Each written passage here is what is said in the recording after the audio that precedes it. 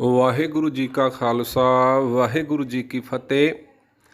ਸਾਡੇ ਦੇਸ਼ ਵਿੱਚ ਰਿਸ਼ੀਆਂ ਮੁਨੀਆਂ ਅਵਤਾਰਾਂ ਨੇ ਗਿਆਨ ਬਹੁਤ ਦਿੱਤਾ ਹੈ, ਸਮਝ ਬਹੁਤ ਦਿੱਤੀ ਹੈ। ਤਸਵੀਰਾਂ ਦੇ ਦੁਆਰਾ, ਕਿਸੇ ਕਹਾਣੀਆਂ ਸਾਖੀਆਂ ਦੇ ਦੁਆਰਾ ਬਹੁਤ ਸਾਰਾ ਗਿਆਨ ਸਾਨੂੰ ਮਿਲਦਾ ਹੈ, ਜੋ ਸਾਡੇ ਰਿਸ਼ੀਆਂ ਮੁਨੀਆਂ ਅਵਤਾਰਾਂ ਨੇ ਸਾਨੂੰ ਦਿੱਤਾ, ਜਿਸ ਤੋਂ ਸੂਝ ਲੈ ਕੇ ਸਮਝ ਲੈ ਕੇ ਮਨੁੱਖੀ ਸਮਾਜ ਦਾ ਵਿਕਾਸ ਹੋ ਸਕੇ। ਲੇਕਿਨ ਸਹੀ ਨਜ਼ਰੀਆ ਨਾ ਹੋਣ ਕਰਕੇ, ਸਹੀ ਦ੍ਰਿਸ਼ਟੀਕੋਣ ਨਾ ਹੋਣ ਕਰਕੇ, ਸਹੀ ਸਮਝ ਨਾ ਹੋਣ ਕਰਕੇ ਅੱਜ ਬਹੁਤ ਸਾਰੇ ਜੋ ਵਿਵਾਦ ਹਨ, ਉਹਨਾਂ ਕਿਸੇ ਕਹਾਣੀਆਂ ਨੂੰ ਲੈ ਕੇ, ਉਹਨਾਂ ਤਸਵੀਰਾਂ ਨੂੰ ਲੈ ਕੇ ਸਾਨੂੰ ਸਮਾਜ ਵਿੱਚ ਵੇਖਣ ਨੂੰ ਮਿਲਦੇ ਹਨ, ਜੋ ਨਾ ਤੇ ਉਹਨਾਂ ਕਿਸੇ ਕਹਾਣੀਆਂ ਦਾ ਹਿੱਸਾ ਹਨ, ਨਾ ਉਹਨਾਂ ਤਸਵੀਰਾਂ ਦਾ ਹਿੱਸਾ ਹਨ। ਬਸ ਉਹ ਸਹੀ ਨਜ਼ਰੀਆ ਨਾ ਹੋਣ ਕਰਕੇ, ਸਹੀ ਦ੍ਰਿਸ਼ਟੀਕੋਣ ਨਾ ਹੋਣ ਕਰਕੇ ਕਈ ਤਰ੍ਹਾਂ ਦੇ ਵਿਵਾਦ ਸਮਾਜ ਵਿੱਚ ਸਮੇਂ-ਸਮੇਂ ਸਿਰ ਪੈਦਾ ਹੁੰਦੇ ਰਹਿੰਦੇ ਹਨ ਅਤੇ ਕਈ ਲਗਾਤਾਰ ਜੋ ਹੈ ਲੰਮੇ ਸਮੇਂ ਤੱਕ ਚੱਲਦੇ ਰਹਿੰਦੇ ਹਨ। ਇਸੇ ਤਰ੍ਹਾਂ ਹੀ ਸਿੱਖ ਸਮਾਜ ਦੇ ਅੰਦਰ ਕਈ ਅਲਪਮਤ ਲੋਕਾਂ ਦੇ ਵੱਲੋਂ, ਜਿਨ੍ਹਾਂ ਦਾ ਆਪਣਾ ਨਜ਼ਰੀਆ ਸਹੀ ਨਾ ਹੋਣ ਕਰਕੇ, ਜੋ ਆਪਣੇ ਨਜ਼ਰੀਏ ਨੂੰ, ਆਪਣੀ ਸਮਝ ਨੂੰ ਦੂਸਰੇ ਲੋਕਾਂ ਦੇ ਉੱਤੇ, ਦੂਸਰੇ ਸਮਾਜ ਦੇ ਉੱਤੇ ਥੋਪਣ ਦਾ ਯਤਨ ਕਰਦੇ ਨੇ, ਜਿਨ੍ਹਾਂ ਦਾ ਆਪਣਾ ਨਜ਼ਰੀਆ ਗਲਤ ਹੈ ਅਤੇ ਜੋ ਗੁਰੂ ਗ੍ਰੰਥ ਸਾਹਿਬ ਮਹਾਰਾਜ ਜੀ ਦੀ ਬਾਣੀ ਦੇ ਵਿਆਖਿਆ ਪ੍ਰਣਾਲੀ ਨੂੰ ਲੈ ਕੇ, ਜਾਂ ਗੁਰੂ ਜੋ ਦਸਮ ਪਾਤਸ਼ਾਹ ਜੀ ਦੀ ਬਾਣੀ ਹੈ ਉਸ ਦੀ ਵਿਆਖਿਆ ਪ੍ਰਣਾਲੀ ਨੂੰ ਲੈ ਕੇ, ਜਾਂ ਸਾਡੇ ਇਤਿਹਾਸਕ ਗ੍ਰੰਥਾਂ ਦੀ ਵਿਆਖਿਆ ਪ੍ਰਣਾਲੀ ਨੂੰ ਲੈ ਕੇ ਆਪਣਾ ਨਜ਼ਰੀਆ ਸੰਕੀਰਣ ਹੋਣ ਦੇ ਕਾਰਨ ਜੋ ਹੈ ਉਹ ਸਮਾਜ ਦੇ ਵਿੱਚ ਸ਼ੰਕੇ, ਵਿਵਾਦ ਅਤੇ ਭਰਮ ਪੈਦਾ ਕਰ ਰਹੇ ਹਨ। ਜਦੋਂ ਕਿ ਕੋਈ ਵੀ ਐਸੀ ਗੱਲ, ਕੋਈ ਵੀ ਐਸਾ ਵਿਸ਼ਾ ਸਾਡੇ ਗੁਰੂ ਸਾਹਿਬਾਨ ਜੀ ਨੇ ਸਾਨੂੰ ਨਹੀਂ ਦਿੱਤਾ ਜਿਹਦੇ ਨਾਲ ਕਿ ਮਨੁੱਖੀ ਸਮਾਜ ਦਾ ਵਿਨਾਸ਼ ਹੁੰਦਾ ਹੋਵੇ, ਵਿਕਾਸ ਨਾ ਹੁੰਦਾ ਹੋਵੇ, ਜਾਂ ਮਨੁੱਖੀ ਸਮਾਜ ਦੇ ਵਿੱਚ ਕੁਰੀਤੀਆਂ ਪੈਦਾ ਹੁੰਦੀਆਂ ਹੋਣ, ਜਾਂ ਮਨੁੱਖੀ ਸਮਾਜ ਵਿੱਚ ਵਿਕਾਰ ਪੈਦਾ ਹੁੰਦੇ ਹੋਣ। ਪਰ ਫਿਰ ਵੀ ਅੱਜ ਕਈ ਤਰ੍ਹਾਂ ਦੇ ਵਿਵਾਦ, ਸ਼ੰਕੇ ਸਿੱਖ ਸਮਾਜ ਦੇ ਵਿੱਚ ਵੇਖਣ ਨੂੰ ਮਿਲਦੇ ਹਨ, ਜਿਹੜੇ ਉਹਨਾਂ ਲੋਕਾਂ ਦੇ ਦਿੱਤੇ ਹੋਏ ਹਨ ਜਿਨ੍ਹਾਂ ਦਾ ਆਪਣਾ ਨਜ਼ਰੀਆ ਸਹੀ ਨਹੀਂ ਹੈ, ਜਿਨ੍ਹਾਂ ਦਾ ਆਪਣਾ ਦ੍ਰਿਸ਼ਟੀਕੋਣ ਸਹੀ ਨਹੀਂ ਹੈ। ਉਹ ਦੂਸਰਿਆਂ ਨੂੰ ਉਸੇ ਨਜ਼ਰੀਏ ਦੇ ਨਾਲ, ਉਸੇ ਦ੍ਰਿਸ਼ਟੀਕੋਣ ਦੇ ਨਾਲ ਉਹ ਗੱਲ ਸਮਝਾਉਣ ਦਾ ਯਤਨ ਕਰਦੇ ਨੇ, ਅਤੇ ਜਿਹਦੇ ਨਾਲ ਸਮਾਜ ਦੇ ਵਿੱਚ ਫਿਰ ਸ਼ੰਕੇ ਪੈਦਾ ਹੁੰਦੇ ਨੇ, ਵਿਵਾਦ ਪੈਦਾ ਹੁੰਦੇ ਨੇ, ਝਗੜੇ ਪੈਦਾ ਹੁੰਦੇ ਨੇ। ਅਤੇ ਫਿਰ ਉਹਨਾਂ ਲੋਕਾਂ ਦੇ ਮਗਰ ਲੱਗ ਕੇ ਕਈ ਐਸੇ ਅਣਜਾਣ ਮਨੁੱਖ ਵੀ ਉਹਨਾਂ ਦੇ ਮਗਰ ਲੱਗ ਤੁਰਦੇ ਨੇ, ਉਹਨਾਂ ਦੀ ਗੱਲ ਨੂੰ ਪ੍ਰੋੜਤਾ ਨਾਲ ਪੇਸ਼ ਕਰਦੇ ਨੇ, ਜਿਨ੍ਹਾਂ ਦਾ ਉਸ ਵਿਸ਼ੇ ਦੇ ਨਾਲ ਦੂਰ ਦੂਰ ਤੱਕ ਕੋਈ ਵਾਹ ਵਾਸਤਾ ਨਹੀਂ ਹੁੰਦਾ। ਸਮਝਣ ਦੇ ਵਾਸਤੇ ਜਦੋਂ ਤੁਸੀਂ ਇਸ ਤਸਵੀਰ ਨੂੰ ਦੇਖਦੇ ਹੋ, ਇਸ ਤਸਵੀਰ ਦੇ ਵਿੱਚ ਦੋ ਇਨਸਾਨ ਹਨ। ਇਸ ਤਸਵੀਰ ਦੇ ਵਿੱਚ ਇੱਕ ਔਰਤ, ਇੱਕ ਮਰਦ ਹੈ। ਇਸ ਤਸਵੀਰ ਦੇ ਵਿੱਚ ਇੱਕ ਸਟੋਰੀ ਲਿਖੀ ਹੋਈ ਹੈ, ਇੱਕ ਸਲੋਗਨ ਲਿਖਿਆ ਹੋਇਆ ਹੈ। ਸੋ ਦੇਖਣ ਵਾਲਾ ਅਤੇ ਪੜ੍ਹਨ ਵਾਲਾ, ਉਹਦਾ ਨਜ਼ਰੀਆ ਕਿਹੋ ਜਿਹਾ ਹੈ, ਉਹ ਆਪਣੇ ਨਜ਼ਰੀਏ ਦੇ ਮੁਤਾਬਕ, ਆਪਣੇ ਦ੍ਰਿਸ਼ਟੀਕੋਣ ਦੇ ਮੁਤਾਬਕ ਹੀ ਇਸ ਤਸਵੀਰ ਦੇ ਵਿੱਚੋਂ ਜੋ ਗਿਆਨ ਹੈ, ਜੋ ਵਿਚਾਰ ਹੈ, ਉਸ ਨੂੰ ਹਾਸਲ ਕਰੇਗਾ, ਉਸ ਨੂੰ ਪ੍ਰਾਪਤ ਕਰੇਗਾ। ਮੰਨ ਲਓ ਇੱਕ ਇਨਸਾਨ, ਇੱਕ ਆਮ ਇਨਸਾਨ ਇਸ ਤਸਵੀਰ ਨੂੰ ਦੇਖਦਾ ਹੈ ਅਤੇ ਉਹ ਕੀ ਅੰਦਾਜ਼ਾ ਲਗਾਉਂਦਾ ਹੈ? ਉਹ ਇਹ ਦੇਖਦਾ ਹੈ ਵੀ ਇਸ ਤਸਵੀਰ ਦੇ ਵਿੱਚ ਇੱਕ ਔਰਤ, ਇੱਕ ਮਰਦ ਇਕੱਠੇ ਬੈਠੇ ਹੋਏ ਹਨ, ਅਤੇ ਮਰਦ ਔਰਤ ਨੂੰ ਕਹਿ ਰਿਹਾ ਹੈ, I am ready, now you can take off your clothes, ਕਿ ਮੈਂ ਤਿਆਰ ਹਾਂ, ਹੁਣ ਤੂੰ ਆਪਣੇ ਕੱਪੜੇ ਉਤਾਰ ਸਕਦੀ ਹੈ। ਲੇਕਿਨ ਇਹਨਾਂ ਦੇਖਣ ਤੋਂ, ਪੜ੍ਹਨ ਤੋਂ ਬਾਅਦ ਜੋ ਉਸ ਦੇ ਅੰਦਰ ਭਾਵ ਪੈਦਾ ਹੋਏਗਾ, ਜੋ ਉਸ ਦੇ ਅੰਦਰ ਫੀਲਿੰਗਸ ਪੈਦਾ ਹੋਣਗੀਆਂ, ਜੋ ਉਸ ਦੇ ਅੰਦਰ ਵਿਚਾਰ ਪੈਦਾ ਹੋਏਗਾ, ਉਹ ਉਸ ਦਾ ਨਜ਼ਰੀਆ ਤੈਅ ਕਰੇਗਾ ਕਿ ਉਸ ਨੇ ਕੀ ਦੇਖਿਆ ਅਤੇ ਕਿਉਂ ਦੇਖਿਆ, ਅਤੇ ਉਸ ਦਾ ਅਸਲ ਮੀਨਿੰਗ ਕੀ ਹੈ। ਅਤੇ ਸਹੀ ਸਮਝ ਤਾਂ ਹੀ ਉਸ ਦੇ ਅੰਦਰ ਡਿਵੈਲਪ ਹੋਵੇਗੀ, ਬਣੇਗੀ, ਅਗਰ ਉਸ ਨੂੰ ਉਸ ਦੇ ਮਾਤਾ ਪਿਤਾ ਦੇ ਵੱਲੋਂ ਸਹੀ ਸਮਝ ਦਿੱਤੀ ਗਈ ਹੋਵੇਗੀ, ਉਸ ਦੇ ਗੁਰੂ ਦੇ ਵੱਲੋਂ ਉਸ ਨੂੰ ਸਹੀ ਨਜ਼ਰੀਆ ਦਿੱਤਾ ਗਿਆ ਹੋਵੇਗਾ, ਅਤੇ ਉਹ ਇਸ ਤਰ੍ਹਾਂ ਦੀ ਤਸਵੀਰ ਨੂੰ ਦੇਖ ਕੇ, ਇਸ ਤਰ੍ਹਾਂ ਦੇ ਸਲੋਗਨ ਨੂੰ ਪੜ੍ਹ ਕੇ ਵਿਚਲਿਤ ਨਹੀਂ ਹੋਵੇਗਾ, ਉਹਦੇ ਵਿੱਚੋਂ ਸਹੀ ਮੀਨਿੰਗ ਲੱਭਣ ਦੀ ਕੋਸ਼ਿਸ਼ ਕਰੇਗਾ, ਉਹਦੇ ਵਿੱਚੋਂ ਸਹੀ ਸਮਝ ਲੈਣ ਦੀ ਕੋਸ਼ਿਸ਼ ਕਰੇਗਾ। ਅਤੇ ਜਿਹੜਾ ਅਣਜਾਣ ਮਨੁੱਖ ਹੈ, ਜਿਹਨੂੰ ਮਾਤਾ ਪਿਤਾ ਦੇ ਵੱਲੋਂ ਸਹੀ ਸੰਸਕਾਰ ਨਹੀਂ ਮਿਲੇ, ਜਿਹਨੂੰ ਸਹੀ ਗੁਰੂ ਦੇ ਵੱਲੋਂ ਸਹੀ ਦ੍ਰਿਸ਼ਟੀਕੋਣ ਨਹੀਂ ਮਿਲਿਆ, ਉਹ ਇਸ ਤਸਵੀਰ ਅਤੇ ਇਸ ਸਲੋਗਨ ਦੇ ਵਿੱਚੋਂ ਵਿਕਾਰ, ਕਾਮ ਵਾਸਨਾ ਅਤੇ ਹੋਰ ਕਈ ਤਰ੍ਹਾਂ ਦੇ ਗੰਦੇ ਵਿਚਾਰ ਲੱਭਣ ਦੀ ਕੋਸ਼ਿਸ਼ ਕਰਦਾ ਹੈ। ਮੰਨ ਲਓ ਤੁਸੀਂ ਆਪਣੇ ਬੱਚੇ ਦੇ ਸਨਮੁਖ ਆਪਣੇ ਬੱਚੇ ਦੇ ਨਾਲ ਬੈਠੇ ਹੋਏ ਹੋ ਤੇ ਇਹ ਤਸਵੀਰ ਸਾਹਮਣੇ ਆ ਜਾਂਦੀ ਹੈ ਤੇ ਤੁਹਾਡਾ ਬੱਚੀ ਤੁਹਾਨੂੰ ਪੁੱਛਦਾ ਹੈ ਵੀ ਇਹਦਾ ਕੀ ਮਤਲਬ ਹੈ। ਹੁਣ ਤੁਸੀਂ ਕੀ ਦੇਖਿਆ, ਇਹ ਤੁਹਾਡੇ ਨਜ਼ਰੀਏ ਦੇ ਉੱਤੇ ਡਿਪੈਂਡ ਕਰਦਾ ਹੈ, ਨਿਰਭਰ ਕਰਦਾ ਹੈ। ਅਗਰ ਤੁਸੀਂ ਸਹੀ ਦ੍ਰਿਸ਼ਟੀਕੋਣ ਨਾਲ ਇਸ ਤਸਵੀਰ ਨੂੰ ਦੇਖ ਪਾਏ ਤੇ ਤੁਸੀਂ ਸਮਝਾ ਸਕੋਗੇ ਕਿ ਬੇਟਾ ਜਾਂ ਬੇਟੀ, ਇਸ ਤਸਵੀਰ ਦਾ ਤੇ ਇਸ ਸਲੋਗਨ ਦਾ ਇਹ ਮਤਲਬ ਹੈ ਵੀ ਇੱਕ ਪਤੀ ਆਪਣੀ ਪਤਨੀ ਨੂੰ ਕਹਿ ਰਿਹਾ ਹੈ ਕਿ ਜੋ ਬਾਹਰ ਸੁੱਕਣੇ ਪਾਏ ਹੋਏ ਕੱਪੜੇ ਹਨ ਉਸ ਨੂੰ ਉਤਾਰ ਕੇ ਲੈ ਆ। ਲੇਕਿਨ ਅਗਰ ਤੁਹਾਡੇ ਦ੍ਰਿਸ਼ਟੀਕੋਣ ਸਮਝ ਦੇ ਵਿੱਚ ਹੀ ਗੱਲ ਪਕੜ ਵਿੱਚ ਨਾ ਆਈ ਤੇ ਤੁਹਾਡਾ ਵੀ ਧਿਆਨ ਉਸ ਔਰਤ ਦੇ ਜਿਸਮ ਵੱਲ ਚਲਾ ਗਿਆ ਤੇ ਤੁਸੀਂ ਉਸ ਨੂੰ ਰੋਕ ਦਿਓਗੇ, ਟੋਕ ਦਿਓਗੇ, ਤੁਸੀਂ ਉਸ ਨੂੰ ਝਿੜਕ ਵੀ ਸਕਦੇ ਹੋ, ਸਮਝਾ ਨਹੀਂ ਪਾਓਗੇ ਕਿ ਇਸ ਵਿੱਚ ਅਸਲ ਵਿੱਚ ਕੀ ਲਿਖਿਆ ਹੋਇਆ ਹੈ, ਇਹ ਕੀ ਸਮਝਾਉਣਾ ਚਾਹੁੰਦੇ ਹਨ ਜਾਂ ਇਹਦੇ ਵਿੱਚੋਂ ਕੀ ਸਿੱਖਿਆ ਮਿਲਦੀ ਹੈ। ਕਿਉਂਕਿ ਕਹਾਣੀ ਹੋਵੇ ਜਾਂ ਤਸਵੀਰ, ਉਹਦੇ ਵਿੱਚ ਚਿੱਤਰਕਾਰ ਵੱਲੋਂ ਜਾਂ ਕਹਾਣੀਕਾਰ ਵੱਲੋਂ ਬਹੁਤ ਸਾਰੀਆਂ ਚੀਜ਼ਾਂ ਜਿਹੜੀਆਂ ਹਨ ਉਹ ਅਲੋਪ ਰੱਖੀਆਂ ਜਾਂਦੀਆਂ ਹਨ, ਗੁਪਤ ਰੱਖੀਆਂ ਜਾਂਦੀਆਂ ਹਨ, ਜਿਸ ਨੂੰ ਦੇਖਣ ਵਾਲਾ, ਪੜ੍ਹਨ ਵਾਲਾ ਜੋ ਅਗਰ ਉੱਚ ਕੋਟੀ ਦਾ ਦ੍ਰਿਸ਼ਟੀਕੋਣ ਰੱਖਦਾ ਹੈ, ਉੱਚ ਕੋਟੀ ਦੀ ਸਮਝ ਰੱਖਦਾ ਹੈ ਤੇ ਉਹਦੇ ਤੋਂ ਸਹੀ ਮਤਲਬ ਲੈ ਸਕਦਾ ਹੈ, ਸਹੀ ਨਿਚੋੜ ਕੱਢ ਸਕਦਾ ਹੈ। ਲੇਕਿਨ ਇੱਕ ਆਮ ਮਨੁੱਖ, ਇੱਕ ਸਧਾਰਨ ਮਨੁੱਖ ਉੱਥੇ ਭਟਕ ਜਾਂਦਾ ਹੈ, ਉੱਥੇ ਵਿਚਲਿਤ ਹੋ ਜਾਂਦਾ ਹੈ। ਇੱਕ ਕਹਾਣੀਕਾਰ ਦੀ, ਇੱਕ ਚਿੱਤਰਕਾਰ ਦੀ ਮਹਾਨਤਾ ਨੂੰ ਦਰਸਾਉਂਦਾ ਹੈ ਵੀ ਉਹ ਕਿੰਨਾ ਵੱਡਾ ਮਹਾਨ ਚਿੱਤਰਕਾਰ ਹੈ, ਕਿੰਨਾ ਵੱਡਾ ਮਹਾਨ ਕਹਾਣੀਕਾਰ ਹੈ। ਸੰਸਾਰ ਵਿੱਚ ਹਮੇਸ਼ਾ ਮਹਾਨਤਾ ਨੂੰ ਹੀ ਸੋਭਾ ਮਿਲੀ ਹੈ, ਵਡਿਆਈ ਮਿਲੀ ਹੈ, ਮਹਾਨਤਾ ਦੀ ਹੀ ਪੂਜਾ ਹੁੰਦੀ ਹੈ। ਭਾਵੇਂ ਉਹ ਦੇਖਣ ਵਾਲਾ ਹੋਵੇ, ਪੜ੍ਹਨ ਵਾਲਾ ਹੋਵੇ, ਚਾਹੇ ਉਹ ਕਿਸੇ ਤਰ੍ਹਾਂ ਦਾ ਚਿੱਤਰਕਾਰ ਹੋਵੇ, ਕਹਾਣੀਕਾਰ ਹੋਵੇ, ਮਹਾਨਤਾ ਦੀ ਹੀ ਪੂਜਾ ਹੈ, ਮਹਾਨਤਾ ਦੀ ਹੀ ਵਡਿਆਈ ਹੈ, ਮਹਾਨਤਾ ਦਾ ਹੀ ਸਤਿਕਾਰ ਹੈ। ਜਿਵੇਂ ਸ੍ਰੀ ਸੁਖਮਨੀ ਸਾਹਿਬ ਜੀ ਦੇ ਵਿੱਚ ਗੁਰੂ ਅਰਜਨ ਦੇਵ ਮਹਾਰਾਜ ਸੱਚੇ ਪਾਤਸ਼ਾਹ ਜੀ ਬਖਸ਼ਿਸ਼ ਕਰਦੇ ਹਨ, ਬ੍ਰਹਮ ਗਿਆਨੀ ਕੀ ਗਤ ਬ੍ਰਹਮ ਗਿਆਨੀ ਜਾਣੈ, ਕਿ ਬ੍ਰਹਮ ਗਿਆਨੀ ਦੀ ਅਵਸਥਾ ਨੂੰ ਸਮਝਣ ਵਾਸਤੇ ਬ੍ਰਹਮ ਗਿਆਨੀ ਹੀ ਹੋ ਸਕਦਾ ਹੈ, ਬ੍ਰਹਮ ਗਿਆਨੀ ਹੀ ਉਸ ਨੂੰ ਸਮਝ ਸਕਦਾ ਹੈ। ਇੱਕ ਦੂਸਰਾ ਅਣਜਾਣ ਮਨੁੱਖ, ਸਧਾਰਨ ਮਨੁੱਖ ਬ੍ਰਹਮ ਗਿਆਨੀ ਦੀ ਗਤ ਅਵਸਥਾ ਨੂੰ ਨਹੀਂ ਸਮਝ ਸਕਦਾ। ਇਸ ਪ੍ਰਕਾਰ ਹੀ ਮਹਾਨ ਚਿੱਤਰਕਾਰ, ਕਹਾਣੀਕਾਰ ਦੀ ਮਹਾਨ ਰਚਨਾ ਨੂੰ ਪੜ੍ਹਨ ਤੇ ਸੁਣਨ ਵਾਲਾ ਵੀ ਮਹਾਨ ਬੁੱਧੀਜੀਵੀ, ਮਹਾਨ ਨਜ਼ਰੀਏ ਦਾ, ਮਹਾਨ ਸੋਚ ਦਾ ਮਾਲਕ ਹੀ ਉਹਦੇ ਵਿੱਚੋਂ ਇੱਕ ਮਹਾਨ ਸੰਦੇਸ਼, ਇੱਕ ਮਹਾਨ ਸੋਚ ਸਮਝ ਜੋ ਹੈ ਉਸ ਨੂੰ ਲੈ ਸਕਦਾ ਹੈ, ਉਸ ਨੂੰ ਦੂਸਰਿਆਂ ਨੂੰ ਦੇ ਸਕਦਾ ਹੈ। ਸੋ ਕਿਸੇ ਕਹਾਣੀ ਦੇ ਵਿੱਚੋਂ ਜਾਂ ਕਿਸੇ ਕਿੱਸੇ ਦੇ ਵਿੱਚੋਂ, ਕਿਸੇ ਤਸਵੀਰ ਦੇ ਵਿੱਚੋਂ ਤੁਸੀਂ ਕੀ ਲੈ ਪਾਉਂਦੇ ਹੋ, ਇਹ ਤੁਹਾਡੀ ਸੋਚ, ਨਜ਼ਰੀਏ ਅਤੇ ਦ੍ਰਿਸ਼ਟੀਕੋਣ ਦੇ ਉੱਤੇ ਡਿਪੈਂਡ ਕਰਦਾ ਹੈ ਤੇ ਉਹ ਤੁਹਾਡਾ ਬਣੇਗਾ ਤੁਹਾਡੇ ਮਾਤਾ ਪਿਤਾ ਦੇ ਸੰਸਕਾਰਾਂ ਦੇ ਨਾਲ ਜਾਂ ਤੁਹਾਡੇ ਗੁਰੂ ਦੀ ਸਿੱਖਿਆ ਦੇ ਨਾਲ, ਉਪਦੇਸ਼ ਦੇ ਨਾਲ। ਇਸੇ ਤਰ੍ਹਾਂ ਸੰਸਾਰ ਇੱਕ ਸਮੁੰਦਰ ਹੈ। ਸੰਸਾਰ ਸਮੁੰਦਰ ਦੇ ਵਿੱਚ ਚਿੱਕੜ ਵੀ ਬਹੁਤ ਹੈ ਤੇ ਹੀਰੇ ਜਵਾਹਰਾਤ ਮੋਤੀ ਵੀ ਬਹੁਤ ਹਨ। ਇਹ ਤੁਹਾਡਾ ਨਜ਼ਰੀਆ ਤੈਅ ਕਰਦਾ ਹੈ, ਇਹ ਤੁਹਾਡੀ ਸਮਝ ਤੈਅ ਕਰਦੀ ਹੈ, ਇਹ ਤੁਹਾਡੀ ਸੋਚ ਤੈਅ ਕਰਦੀ ਹੈ ਕਿ ਤੁਸੀਂ ਚਿੱਕੜ ਦੇ ਨਾਲ ਵਾਹ ਪਾਉਣਾ ਹੈ ਜਾਂ ਤੁਸੀਂ ਹੀਰੇ ਮੋਤੀਆਂ ਦੇ ਨਾਲ ਵਾਹ ਪਾਉਣਾ ਹੈ।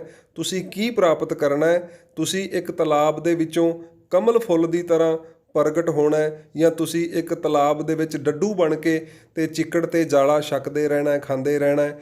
ਇਹ ਤੁਹਾਡਾ ਨਜ਼ਰੀਆ, ਤੁਹਾਡੀ ਸਮਝ, ਤੁਹਾਡੀ ਸੋਚ ਦੇ ਉੱਤੇ ਨਿਰਭਰ ਕਰਦਾ ਹੈ।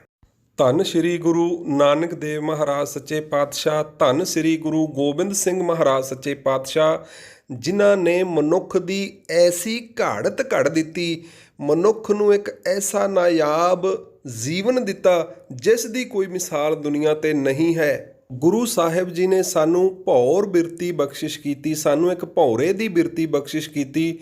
ਗੁਰੂ ਸਾਹਿਬ ਜੀ ਨੇ ਸਾਨੂੰ ਇੱਕ ਸਿੰਘ ਦੀ ਬਿਰਤੀ ਬਖਸ਼ਿਸ਼ ਕੀਤੀ, ਸ਼ੇਰ ਦੀ ਬਖਸ਼ਿਸ਼ ਜੋ ਬਿਰਤੀ ਹੈ ਉਹ ਬਖਸ਼ਿਸ਼ ਕੀਤੀ। ਗੁਰੂ ਸਾਹਿਬ ਜੀ ਨੇ ਸਾਨੂੰ ਇੱਕ ਬਾਜ਼ ਦੀ ਬਿਰਤੀ ਬਖਸ਼ਿਸ਼ ਕੀਤੀ। ਇੱਥੋਂ ਤੱਕ ਕਿ ਗੁਰੂ ਸਾਹਿਬ ਜੀ ਨੇ ਸਾਨੂੰ ਕੁੱਤਿਆਂ ਤੇ ਸੂਰਾਂ ਤੋਂ ਵੀ ਜੋ ਹੈ ਉਹ ਗੁਣ ਲੈ ਕੇ ਆਪਣੇ ਜੀਵਨ ਨੂੰ ਨਿਖਾਰਨ ਦੀ ਤੇ ਆਪਣੇ ਜੀਵਨ ਦੇ ਵਿੱਚ ਵਿਕਾਸ ਦੀ ਜਿਹੜੀ ਸੋਝੀ ਹੈ ਉਹ ਬਖਸ਼ਿਸ਼ ਕੀਤੀ। ਪਰ ਅਫਸੋਸ ਅੱਜ ਵੀ ਕੁਛ ਤੁੱਛ ਬੁੱਧੀ ਮਨੁੱਖ ਜਿਹੜੇ ਹਨ, ਡੱਡੂ ਬਿਰਤੀ ਮਨੁੱਖ ਜਿਹੜੇ ਹਨ, ਉਹ ਔਗਣਾਂ ਦੇ ਨਾਲ ਭਰੇ ਹੋਏ, ਜਿਨ੍ਹਾਂ ਦਾ ਆਪਣਾ ਨਜ਼ਰੀਆ, ਆਪਣਾ ਦ੍ਰਿਸ਼ਟੀਕੋਣ, ਆਪਣੀ ਸਮਝ ਸਹੀ ਨਹੀਂ ਹੈ, ਉਹ ਗੁਰੂ ਸਾਹਿਬ ਜੀ ਦੀ ਵਿਚਾਰਧਾਰਾ ਨੂੰ ਗਲਤ ਸਾਬਤ ਕਰਨ ਦੇ ਵਾਸਤੇ ਕਈ ਤਰ੍ਹਾਂ ਦੇ ਹੱਥਕੰਡੇ ਤੇ ਕਈ ਤਰ੍ਹਾਂ ਦੇ ਉਹ ਵਿਵਾਦ, ਝਗੜੇ, ਸ਼ੰਕੇ ਪੈਦਾ ਕਰ ਰਹੇ ਹਨ। ਸੋ ਕਈ ਵਾਰ ਕਹਾਣੀਆਂ, ਕਿੱਸੇ ਸਹੀ ਨਜ਼ਰੀਆ ਨਾ ਹੋਣ ਕਰਕੇ ਸਾਨੂੰ ਵਿਚਲਿਤ ਕਰ ਦਿੰਦੇ ਹਨ, ਭ੍ਰਮਿਤ ਕਰ ਦਿੰਦੇ ਹਨ, ਜਾਂ ਸਹੀ ਸਮਝ ਦੇਣ ਵਾਲਾ ਨਾ ਹੋਣ ਕਰਕੇ ਸਾਨੂੰ ਵਿਚਲਿਤ ਕਰ ਦਿੰਦੇ ਹਨ, ਭ੍ਰਮਿਤ ਕਰ ਦਿੰਦੇ ਹਨ, ਭਟਕਾ ਦਿੰਦੇ ਹਨ। ਅਤੇ ਕਈ ਵਾਰੀ ਚਿੱਤਰਕਾਰ ਦੇ ਵੱਲੋਂ ਬਣਾਈ ਗਈ ਤਸਵੀਰ ਸਹੀ ਸਮਝ, ਸਹੀ ਨਜ਼ਰੀਆ, ਸਹੀ ਸੋਚ ਨਾ ਹੋਣ ਕਰਕੇ, ਜਾਂ ਉਹਦੇ ਬਾਰੇ ਸਹੀ ਸਮਝ ਨਾ ਦੇਣ ਵਾਲਾ ਹੋਣ ਕਰਕੇ ਸਾਨੂੰ ਵਿਚਲਿਤ ਕਰ ਸਕਦੀਆਂ ਹਨ, ਭਟਕਾ ਸਕਦੀਆਂ ਹਨ, ਸਾਨੂੰ ਪਥ ਤੋਂ, ਸਾਡੇ ਮਾਰਗ ਤੋਂ ਪਾਸੇ ਕਰ ਸਕਦੀਆਂ ਹਨ। ਸੋ ਇਸ ਕਰਕੇ ਉੱਚ ਕੋਟੀ ਦਾ ਨਜ਼ਰੀਆ, ਉੱਚ ਕੋਟੀ ਦੀ ਸਮਝ ਹੀ ਉੱਚ ਕੋਟੀ ਦੇ ਜੀਵਨ ਦਾ, ਉੱਚ ਕੋਟੀ ਦੇ ਕਰਮਾਂ ਦਾ ਆਧਾਰ ਹੋਇਆ ਕਰਦੀ ਹੈ। ਉੱਚ ਕੋਟੀ ਦੇ ਨਜ਼ਰੀਏ ਦੇ ਨਾਲ ਹੀ ਅਸੀਂ ਉੱਚ ਕੋਟੀ ਦੇ ਇਨਸਾਨ ਬਣ ਸਕਦੇ ਹਾਂ। ਇਸ ਤਸਵੀਰ ਦੇ ਵਿੱਚ ਵੀ ਉੱਪਰ ਕੁਝ ਤਸਵੀਰਾਂ ਲਗਾਈਆਂ ਹੋਈਆਂ ਹਨ ਜੋ ਤੁਹਾਡੇ ਨਜ਼ਰੀਏ ਦੇ ਮੁਤਾਬਕ ਹੀ ਤੁਹਾਨੂੰ ਸਮਝ ਦੇ ਰਹੀਆਂ ਹੋਣਗੀਆਂ, ਤੁਹਾਨੂੰ ਸੋਚ ਦੇ ਰਹੀਆਂ ਹੋਣਗੀਆਂ, ਤੁਹਾਡੇ ਅੰਦਰ ਵਿਚਾਰ ਪੈਦਾ ਕਰ ਰਹੀਆਂ ਹੋਣਗੀਆਂ। ਉਹ ਤੁਹਾਡੇ ਆਪਣੇ ਨਜ਼ਰੀਏ ਦਾ ਹੀ ਪਰਿਣਾਮ ਹੈ, ਰਿਜ਼ਲਟ ਹੈ। ਅਤੇ ਉਸ ਨੂੰ ਸਮਝਣ ਦੇ ਵਾਸਤੇ, ਉਸ ਨੂੰ ਵਿਚਾਰਨ ਦੇ ਵਾਸਤੇ ਅਗਰ ਤਾਂ ਉਹ ਚਿੱਤਰਕਾਰ, ਉਹ ਕਹਾਣੀਕਾਰ, ਉਹ ਸਾਖੀਕਾਰ ਸਾਡੇ ਨਾਲ ਹੈ, ਕੋਲ ਹੈ, ਪ੍ਰੈਜ਼ੈਂਟ ਹੈ, ਅਤੇ ਅਸੀਂ ਉਹਦੇ ਤੋਂ ਪੁੱਛ ਕੇ ਸਹੀ ਵਿਚਾਰ ਉਸ ਦੇ ਬਾਬਤ ਲੈ ਸਕਦੇ ਹਾਂ। ਅਗਰ ਉਹ ਸਾਡੇ ਦਰਮਿਆਨ ਨਹੀਂ ਹੈ, ਸਾਡੇ ਕੋਲ ਹਾਜ਼ਰ ਨਹੀਂ ਹੈ, ਪ੍ਰੈਜ਼ੈਂਟ ਨਹੀਂ ਹੈ, ਉਸ ਸਮੇਂ ਅਸੀਂ ਕੀ ਕਰ ਸਕਦੇ ਹਾਂ? ਅਸੀਂ ਉਸ ਲੈਵਲ ਦੇ ਹੀ ਕਿਸੇ ਦੂਸਰੇ ਤੋਂ ਉਹਦੇ ਬਾਰੇ ਸਿੱਖਿਆ ਲੈ ਸਕਦੇ ਹਾਂ, ਉਹਦੇ ਬਾਰੇ ਸਮਝ ਲੈ ਸਕਦੇ ਹਾਂ, ਜਾਂ ਫਿਰ ਅਸੀਂ ਆਪਣੇ ਨਜ਼ਰੀਏ ਦੇ ਦੁਆਰਾ ਹੀ ਕੋਈ ਉਹਦੇ ਬਾਰੇ ਵਿਚਾਰ ਜਿਹੜਾ ਹੈ ਉਹ ਬਣਾ ਸਕਦੇ ਹਾਂ, ਕੋਈ ਰਿਜ਼ਲਟ, ਕੋਈ ਅਸੀਂ ਉਹਦੇ ਬਾਰੇ ਜਿਹੜੀ ਸੋਚ ਹੈ ਉਹ ਕਾਇਮ ਕਰ ਸਕਦੇ ਹਾਂ। ਹੁਣ ਉੱਪਰ ਲੱਗੀਆਂ ਹੋਈਆਂ ਤਸਵੀਰਾਂ ਨੂੰ ਇੱਕ ਵਾਰੀ ਤੁਸੀਂ ਆਪ ਦੇਖੋ, ਕਿਸ ਦ੍ਰਿਸ਼ਟੀ ਦੇ ਨਾਲ, ਕਿਸ ਨਜ਼ਰੀਏ ਦੇ ਨਾਲ ਤੁਸੀਂ ਦੇਖਦੇ ਹੋ, ਉਹਦੇ ਦੁਆਰਾ, ਉਹਦੇ ਨਾਲ ਹੀ ਤੁਹਾਡੇ ਅੰਦਰ ਉਸ ਤਸਵੀਰ ਦੇ ਪ੍ਰਤੀ ਇੱਕ ਵਿਚਾਰ ਪੈਦਾ ਹੋ ਗਈ ਹੋਵੇਗੀ। ਪਰ ਮੇਰਾ ਇੱਥੇ ਮਕਸਦ ਇਹਨਾਂ ਤਸਵੀਰਾਂ ਨੂੰ ਲਗਾਉਣ ਦਾ ਕੀ ਹੈ? ਕਿਉਂਕਿ ਮੈਂ ਲਗਾਈਆਂ ਹਨ, ਮੈਂ ਆਪਣਾ ਨਜ਼ਰੀਆ ਜਦੋਂ ਤੁਹਾਨੂੰ ਦੱਸਾਂਗਾ ਤੇ ਤੁਹਾਨੂੰ ਆਪਣੇ ਅਤੇ ਮੇਰੇ ਨਜ਼ਰੀਏ ਦਾ ਫਰਕ ਦੇਖ ਕਰਕੇ, ਸਮਝ ਕਰਕੇ, ਵਿਚਾਰ ਕਰਕੇ ਪਤਾ ਲੱਗ ਜਾਏਗਾ ਕਿ ਨਜ਼ਰੀਆ ਸਹੀ ਹੋਣਾ ਜਾਂ ਗਲਤ ਹੋਣਾ ਸਾਡੇ ਜੀਵਨ ਦੇ ਵਿੱਚ ਕੀ ਪ੍ਰਭਾਵ ਰੱਖਦਾ ਹੈ, ਉਹਦਾ ਕੀ ਅਸਰ ਹੁੰਦਾ ਹੈ ਸਾਡੀ ਮੈਂਟੈਲਿਟੀ ਦੇ ਉੱਤੇ, ਸਾਡੀ ਸੋਚ ਦੇ ਉੱਤੇ। ਕਿਉਂਕਿ ਸਾਡੀ ਸੋਚ ਹੀ ਸਾਡੇ ਕਰਮ ਤੈਅ ਕਰਦੀ ਹੈ, ਸਾਡੀ ਸੋਚ ਦੇ ਨਾਲ ਹੀ ਸਾਡਾ ਕਰਮ ਤੈਅ ਹੁੰਦਾ ਹੈ, ਸਾਡੇ ਕਰਮਾਂ ਤੋਂ ਹੀ ਸਾਡੀਆਂ ਆਦਤਾਂ ਬਣਦੀਆਂ ਹਨ, ਅਤੇ ਸਾਡੀ ਆਦਤ ਸਾਡਾ ਚਰਿੱਤਰ ਬਣਦੀ ਹੈ, ਅਤੇ ਸਾਡਾ ਚਰਿੱਤਰ ਹੀ ਫਿਰ ਸਾਡੀ ਡੈਸਟਨੀ ਬਣਦੀ ਹੈ, ਕਿਸਮਤ ਬਣ ਜਾਂਦੀ ਹੈ, ਭਾਗ ਬਣ ਜਾਂਦਾ ਹੈ। ਸੋ ਪਹਿਲੀ ਤਸਵੀਰ ਦੇ ਵਿੱਚ ਇੱਕ ਖਾਸ ਕਿਸਮ ਦੇ ਬੂਟੇ ਦਿਖਾਏ ਗਏ ਹਨ, ਖਾਸ ਕਿਸਮ ਦੀ ਵਨਸਪਤੀ ਵਿਖਾਈ ਗਈ ਹੈ ਜੋ ਵਾਤਾਵਰਣ ਦੇ ਵਿੱਚ ਪੋਲਿਊਸ਼ਨ ਕਰਕੇ ਸੁੱਕਦੀ ਜਾ ਰਹੀ ਹੈ, ਸੜਦੀ ਜਾ ਰਹੀ ਹੈ। ਇਸੇ ਤਰ੍ਹਾਂ ਦੂਸਰੀ ਤਸਵੀਰ ਕੀ ਸਮਝਾਉਂਦੀ ਹੈ? ਜੋ ਦਾਸ ਨੇ ਸਮਝਿਆ ਕਿ ਦੂਸਰੀ ਤਸਵੀਰ ਦੇ ਵਿੱਚ ਇੱਕ ਔਰਤ ਦਾ ਜਿਸਮ ਹੈ, ਔਰਤ ਜਿਸ ਨੂੰ ਸ਼ਕਤੀ ਵੀ ਮੰਨਿਆ ਗਿਆ ਹੈ, ਜਿਸ ਨੂੰ ਮਾਇਆ ਵੀ ਮੰਨਿਆ ਗਿਆ ਹੈ, ਮਾਇਆ ਵੀ ਕਥਨ ਕੀਤਾ ਗਿਆ ਹੈ, ਜਿਸ ਨੂੰ ਗੁਰਬਾਣੀ ਨੇ ਕਿਹਾ ਏਕਾ ਮਾਈ ਜੁਗਤ ਵਿਆਈ ਤਿੰਨ ਚੇਲੇ ਪ੍ਰਵਾਨ। ਇਹ ਉਹ ਤਾਕਤ ਹੈ ਜਿਸ ਦੇ ਨਾਲ ਪਰਮੇਸ਼ਵਰ ਸੰਸਾਰ ਦੀ ਉਤਪਤੀ ਵੀ ਕਰਦਾ ਹੈ ਅਤੇ ਲੈਤਾ ਵੀ ਕਰਦਾ ਹੈ, ਸੰਹਾਰ ਵੀ ਕਰਦਾ ਹੈ ਅਤੇ ਪਾਲਣਾ ਵੀ ਕਰਦਾ ਹੈ। ਇਸੇ ਕਰਕੇ ਔਰਤ ਮਾਤਾ ਵੀ ਹੈ, ਔਰਤ ਪਤਨੀ ਵੀ ਹੈ, ਔਰਤ ਦੇਵਦਾਸੀ ਵੀ ਹੈ, ਔਰਤ ਜਿਹੜੀ ਹੈ ਉਹ ਇੱਕ ਵੇਸਵਾ ਵੀ ਹੈ, ਉਹ ਧੀ ਵੀ ਹੈ, ਉਹ ਭੈਣ ਵੀ ਹੈ। ਬਹੁਤ ਸਾਰੇ ਰਿਸ਼ਤੇ ਇੱਕੋ ਔਰਤ ਦੇ ਨਾਲ ਮਨੁੱਖ ਦੇ ਜੀਵਨ ਵਿੱਚ ਹੁੰਦੇ ਹਨ। ਆਦਿ ਕਾਲ ਤੋਂ ਔਰਤ ਨੂੰ ਸਿਰਫ ਭੋਗ ਵਿਲਾਸ ਦੀ ਵਸਤੂ ਹੀ ਸਮਝਿਆ ਗਿਆ, ਪਰ ਧੰਨ ਸ੍ਰੀ ਗੁਰੂ ਗੋਬਿੰਦ ਸਿੰਘ ਮਹਾਰਾਜ ਸੱਚੇ ਪਾਤਸ਼ਾਹ ਜੀ ਨੇ ਆਪਣੇ ਖਾਲਸੇ ਨੂੰ ਇਹ ਸਮਝ ਦਿੱਤੀ, ਏਕਾ ਨਾਰੀ ਜਤੀ ਹੋਏ ਪਰ ਨਾਰੀ ਧੀ ਭੈਣ ਵਖਾਣੈ। ਆਪਣੀ ਸੋਚ ਕਰਕੇ, ਆਪਣੇ ਕਰਮਾਂ ਕਰਕੇ, ਚਾਹੇ ਕੋਈ ਇਸਤਰੀ ਮਾੜੀ ਵੀ ਕਿਉਂ ਨਾ ਹੋਵੇ, ਪਰ ਖਾਲਸਾ ਕਦੇ ਉਸ ਨੂੰ ਮਾੜੇ ਨਜ਼ਰੀਏ ਦੇ ਨਾਲ, ਮਾੜੀ ਦ੍ਰਿਸ਼ਟੀ ਦੇ ਨਾਲ, ਮਾੜੀ ਸੋਚ ਦੇ ਨਾਲ ਨਹੀਂ ਦੇਖ ਸਕਦਾ। ਖਾਲਸਾ ਉਸ ਦੇ ਵਿੱਚ ਆਪਣੀ ਧੀ ਨੂੰ, ਆਪਣੀ ਭੈਣ ਨੂੰ, ਆਪਣੀ ਮਾਤਾ ਨੂੰ ਦੇਖਦਾ ਹੈ।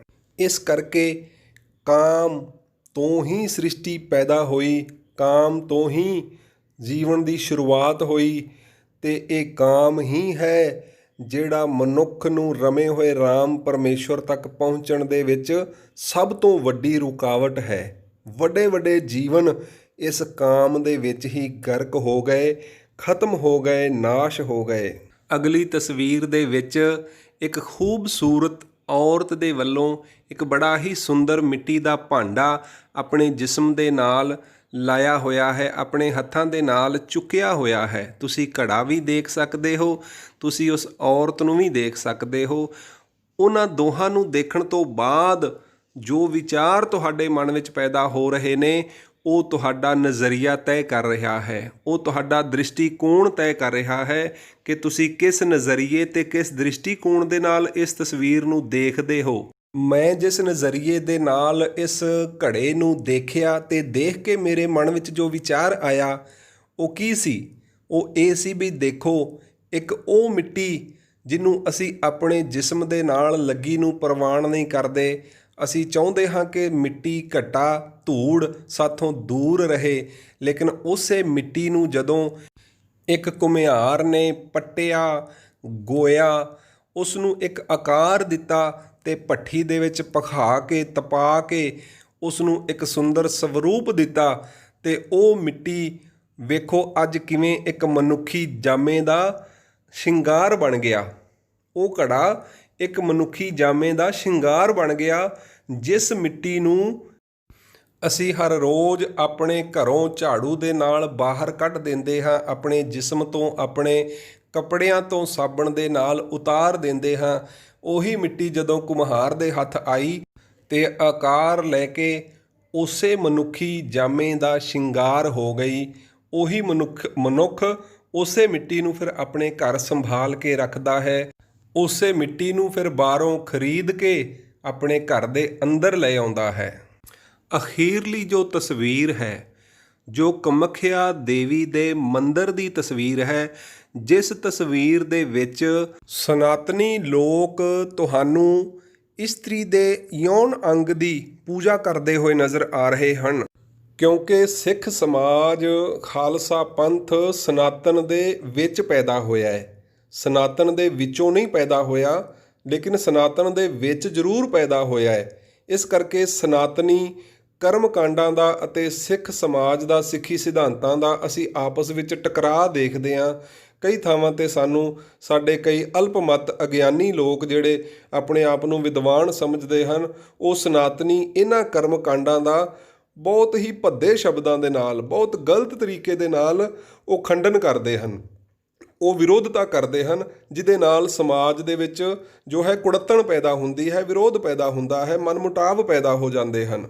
ਸਨਾਤਨੀ ਅਵਤਾਰਾਂ ਦੇ ਵੱਲੋਂ, ਸਨਾਤਨੀ ਰਿਸ਼ੀਆਂ ਮੁਨੀਆਂ ਦੇ ਵੱਲੋਂ ਉਸ ਸਮੇਂ ਲੋਕਾਂ ਨੂੰ ਸਮਝਾਉਣ ਦੇ ਵਾਸਤੇ ਜੋ ਪ੍ਰਤੀਕ ਵਰਤੇ ਗਏ, ਜੋ ਚਿੱਤਰ ਵਰਤੇ ਗਏ, ਜੋ ਕਹਾਣੀਆਂ ਵਰਤੀਆਂ ਗਈਆਂ, ਉਹ ਉਸ ਸਮੇਂ ਦੇ ਹਿਸਾਬ ਨਾਲ ਠੀਕ ਕਹੇ ਜਾ ਸਕਦੇ ਨੇ। ਪਰ ਕਿਉਂਕਿ ਮਨੁੱਖੀ ਸਮਾਜ ਨੇ ਲਗਾਤਾਰ ਵਿਕਾਸ ਕੀਤਾ ਹੈ, ਬੌਧਿਕ ਵਿਕਾਸ ਹੋਇਆ ਹੈ, ਇਸ ਕਰਕੇ ਸਮਾਂ ਗੁਜ਼ਰਨ ਦੇ ਨਾਲ ਬਹੁਤ ਸਾਰੇ ਸਨਾਤਨੀ ਕਰਮਕਾਂਡ ਐਸੇ ਸਨ ਜਿਨ੍ਹਾਂ ਵਿੱਚ ਬਹੁਤ ਸਾਰਾ ਨਿਘਾਰ ਆ ਗਿਆ, ਜਿਨ੍ਹਾਂ ਦੇ ਵਿੱਚ ਬਹੁਤ ਸਾਰੀ ਗਿਰਾਵਟ ਆ ਗਈ, ਅਤੇ ਜਾਂ ਜਿਹੜੇ ਕਿ ਬੌਧਿਕ ਵਿਕਾਸ ਹੋਣ ਕਰਕੇ ਮਨੁੱਖ ਦਾ ਜਿਹੜੇ ਨਿਸ਼ਕ੍ਰਿय ਹੋ ਗਏ, ਜਾਂ ਜਿਹੜੇ ਅੱਜ ਦੀ ਤਰੀਕ ਵਿੱਚ ਮਨੁੱਖੀ ਸਮਾਜ ਦੇ ਵਾਸਤੇ ਫਜ਼ੂਲ ਕਹੇ ਜਾ ਸਕਦੇ ਹਨ, ਵਿਅਰਥ ਕਹੇ ਜਾ ਸਕਦੇ ਹਨ।